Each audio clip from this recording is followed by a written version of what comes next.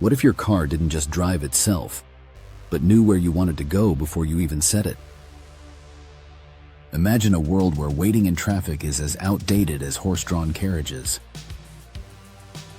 This is the future of transport, reimagined by AI.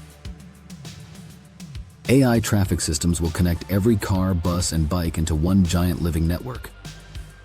Vehicles won't just avoid collisions, they'll glide together in perfectly synchronized flows.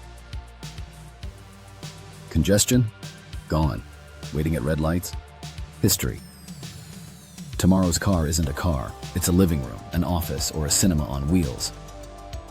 AI will know your calendar, your mood, even your biometrics, adjusting lighting, music, and routes to match. Commuting becomes quality time. Short-distance flights will vanish. AI-powered air taxis and vertical takeoff shuttles will connect cities directly, reducing hours of travel to minutes. Instead of airports, rooftops and neighborhood hubs will serve as microports. In the future, most people won't own vehicles. Why buy when AI mobility services arrive within seconds?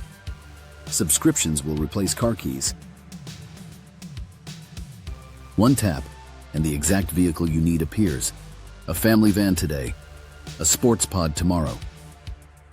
With AI planning every route, cities will need far fewer roads and parking lots. That means more space for parks, housing, and people.